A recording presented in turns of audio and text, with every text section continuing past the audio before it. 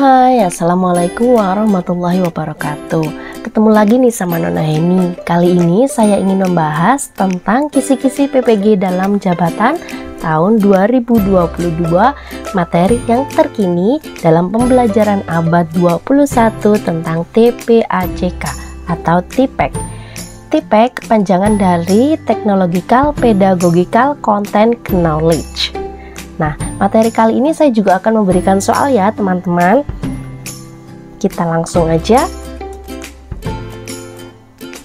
TPEC kepanjangan dari Technological Pedagogical Content Knowledge, menggambarkan jenis pengetahuan guru yang dibutuhkan untuk mengajar secara efektif dengan teknologi. Menggambarkan apa yang dibutuhkan guru karena mengajar adalah kegiatan kompleks dengan beraneka ragam aktivitas yang terjadi pada situasi yang bervariasi. TPEC ini dapat diterapkan pada pembelajaran luring maupun daring. Nah, di sini kita lihat diagram TPEC yang disajikan oleh Kohler dan Misra.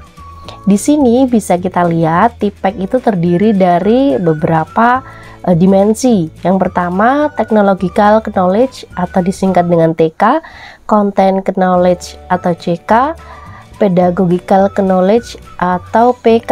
Nah, kemudian di dalam PK, CK dan TK ini juga ada bagian PCK atau pedagogical content knowledge. Lalu juga ada bagian technological pedagogical knowledge atau TPK. Nah, bagian irisannya ini kemudian menjadi Technological Content Knowledge atau TPEC. Nah, kita langsung aja ya ke contoh soalnya. Yang pertama, Ibu Rani memilih menggunakan video pembelajaran untuk menjelaskan materi trigonometri terhadap siswa kelas SMP 6 Makmur. Ibu Rani memilih menggunakan video pembelajaran karena digunakan untuk menjelaskan materi yang bersifat abstrak. Penjelasan tersebut merupakan contoh dari dimensi TPEC: A. TPK, B. PCK, C. TK, dan D. PK. Nah, di sini dijelaskan SCMIT menyatakan bahwa ada 7 komponen yang mencakup dalam TPEC, yaitu Technological Knowledge atau TK, lalu ada CK, PK, PCK, TCK, dan Technological Pedagogical. Nah, yang pertama, kalau CK itu harus menguasai bidang studi materi pembelajaran. Kalau CK dia adalah penguasaan bidang studi atau materi pembelajaran. Lalu kalau PK atau Pedagogical Knowledge, pemahaman dalam menggunakan model, strategi, metode pembelajaran untuk menyajikan mata pelajaran. Sedangkan TK atau Technological Knowledge yaitu pengetahuan bagaimana menggunakan teknologi digital, pengetahuan tentang cara mendesain media pembelajaran menggunakan MS Word, mengimplementasikan administrasi berdasarkan RPP silabus, memahami akses internet, menayangkan bahan ajar dalam bentuk PowerPoint atau PPT. Sedangkan PCK atau Pedagogical Content Knowledge yaitu pengetahuan pedagogik dan materi, yaitu gabungan pengetahuan tentang bidang studi atau materi pembelajaran dengan proses dan strategi pembelajaran. Pengetahuan tentang penggunaan analogi dalam mengajar dan memberikan contoh konkret dalam kehidupan sehari-hari agar mudah dimengerti. Sedangkan yang kelima ada pengetahuan teknologi dan materi atau Technological Content Knowledge atau TCK, pengetahuan tentang teknologi digital dan pengetahuan bidang studi atau materi pembelajaran, pengetahuan tentang pemilihan media yang cocok digunakan berdasarkan materi yang dipelajari, misalnya video pembelajaran. Nah, di sini seperti soal kita ya, yang digunakan adalah video pembelajaran yang digunakan untuk materi yang bersifat abstrak. Ini seperti yang sedang dilakukan oleh Ibu Rani. Pengetahuan tentang teknologi dan pedagogik atau TPK. Yang keenam yaitu pengaruh tentang teknologi digital dan pengetahuan mengenai proses dan strategi pembelajaran. Pembelajaran siswa dengan menggunakan ICT sebagai sarana kognitif dan membantu dan mencari referensi untuk menciptakan perangkat pembelajaran. ICT juga sebagai pendukung pelajaran kolaboratif. Sedangkan yang ketujuh adalah TPACK, yaitu tentang teknologi pedagogik materi.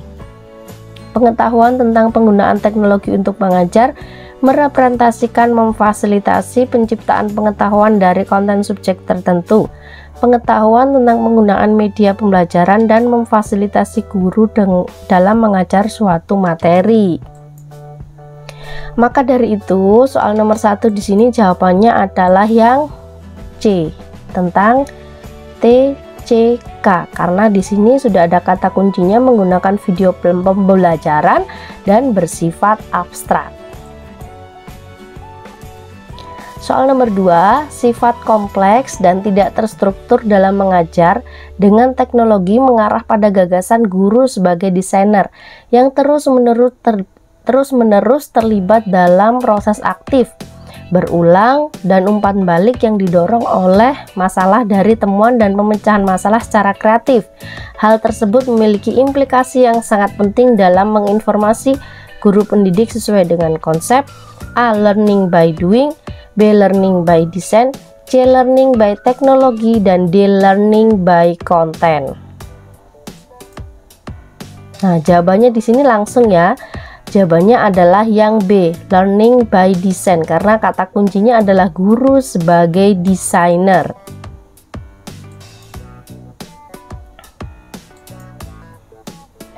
Nah, di sini penjelasannya dijelaskan oleh Kohler, guru sebagai desainer. Citra guru sebagai desainer juga memiliki implikasi yang sangat penting dalam menginformasikan guru pendidik desain atau learning by design yang membutuhkan peserta didik untuk aktif. Guru memberikan konteks yang luas untuk belajar.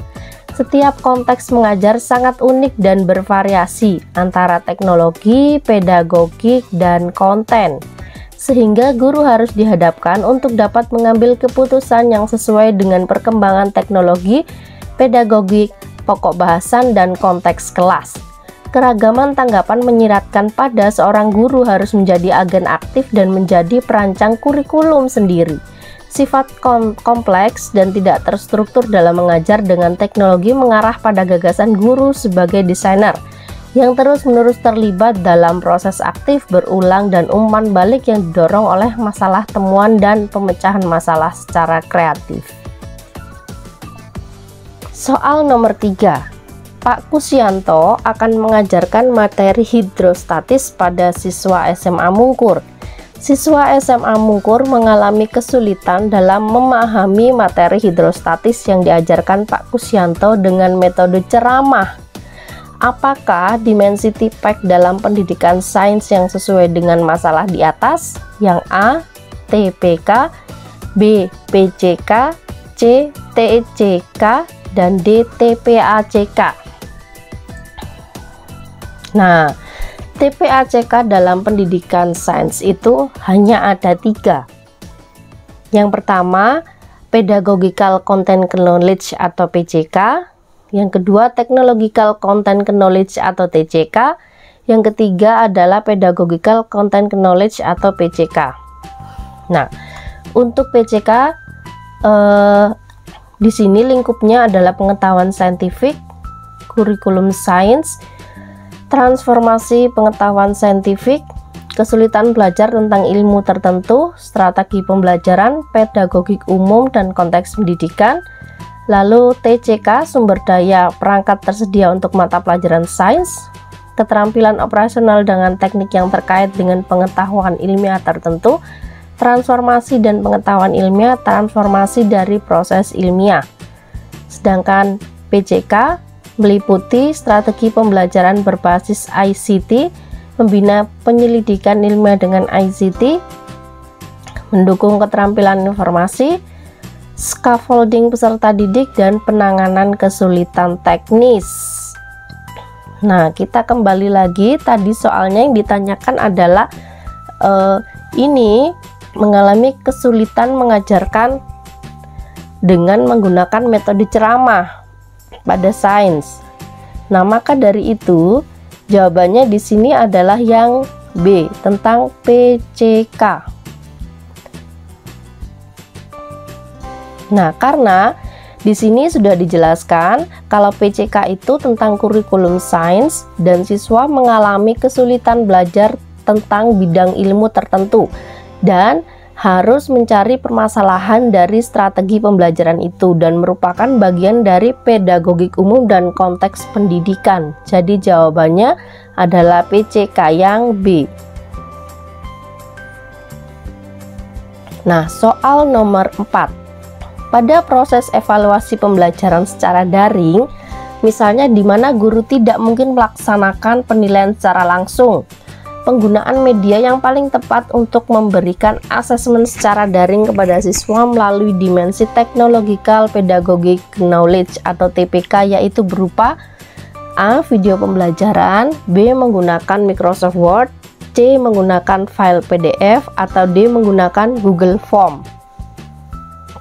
Penjelasannya, pengetahuan tentang teknologi pedagogik atau TPK, Technological Pedagogical Knowledge, yaitu pengetahuan tentang teknologi digital dan pengetahuan mengenai proses dan strategi pembelajaran.